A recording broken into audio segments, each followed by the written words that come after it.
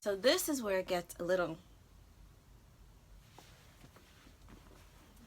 got flying beverage. This is where it gets a little interesting. And this is where you can agree to disagree with me.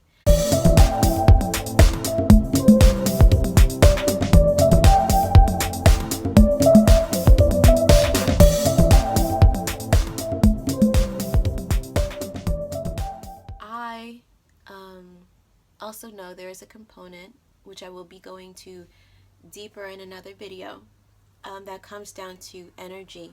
Now, to lay the foundations, everything is energy in this world. I'm energy, you're energy. We exist just in different states of energy. I'm a solid. What I have in my, ay caramba. So, my phone needs way more space. I have a 128 gig phone. Like, you tell me I have no space, so I had to delete a few things off my phone. But so pretty much what I was saying is that it comes down to energy. When it comes to a stylist, yes, it's important to know the technical things, and maybe even a little bit of the science of the hair too, but also you have to be considerate of the person's energy, and, or I should say, take into consideration the person's energy that you are looking to style your hair. Coming from, and not necessarily even a spiritual perspective, but coming from just, I don't know, I'll put it in the lay terms of, you know, we feel other people. You know, we can use the term aura loosely and say, you know, when you're in someone's space, you can feel their energy, you can feel their aura.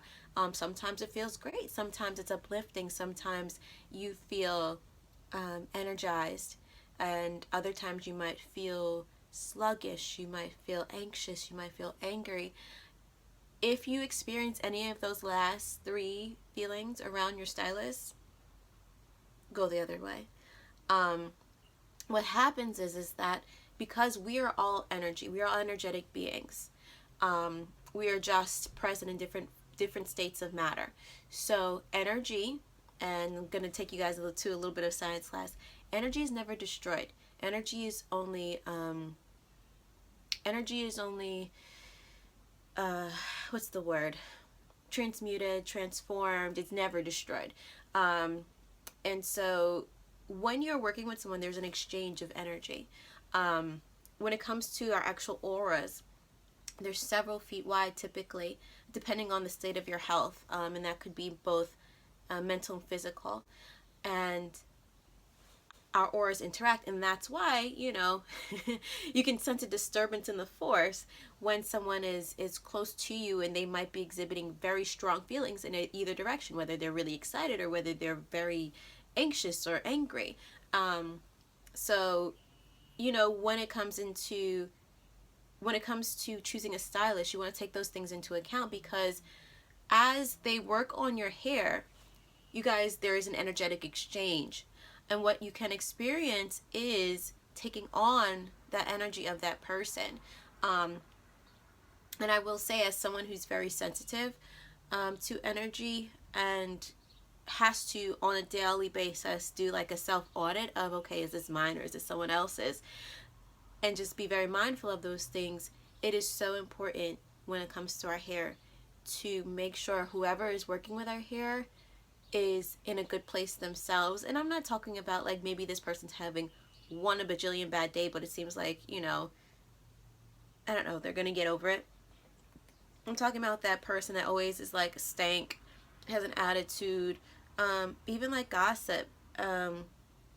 People that like to gossip, there is, I don't want to call it friendly gossip, but there's light stuff that can be gossiped about. But then there's also people that make it like a job to just gossip about people. I would stay away from them too, because you don't want that energy. You don't want that energy, because remember, it's an exchange. You're taking on these things, whether you're mindful of it or not. It's happening with or without you. When you are interviewing that person, feel them out. You know, see how they are, and just really get an idea of, as a person, at their core, who are they? Because we all have bad days, and I understand this. And when it comes to when we're having a bad day, because you might get there and you might have had an amazing first experience with someone, and then, you know, that day maybe they found out some bad news, so they're not feeling great or whatever.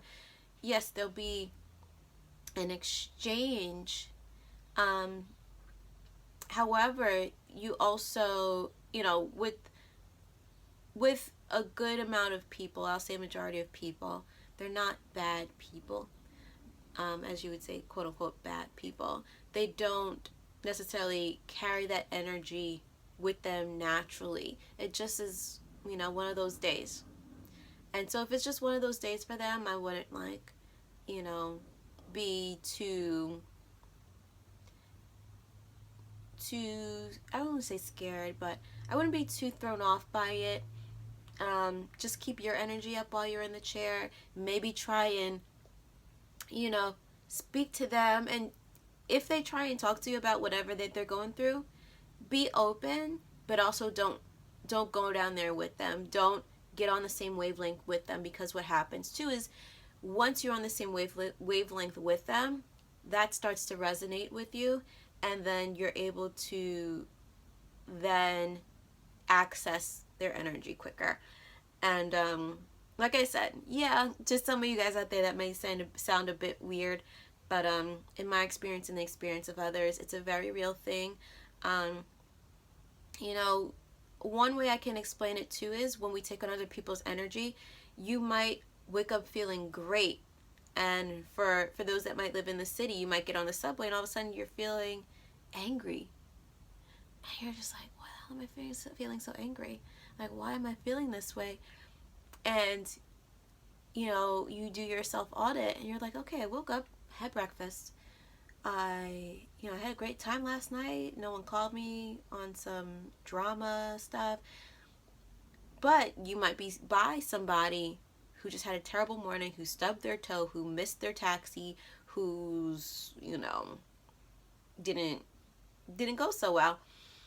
And so you could be taking on their energy by just being in their space, or at least you could be feeling it. So you have to discern, okay, this is me, this is them, that belongs to them, and just work on keeping your energy up. And there's nothing crazy that goes into that aspect. You know, you just play some fun music, maybe running affirmations in your head, maybe visualizing yourself in a bubble, keeping all that, deflecting all that energy out.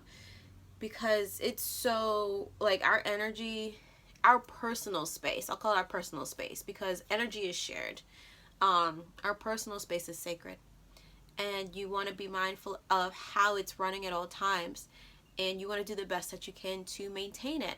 And same goes for your hair.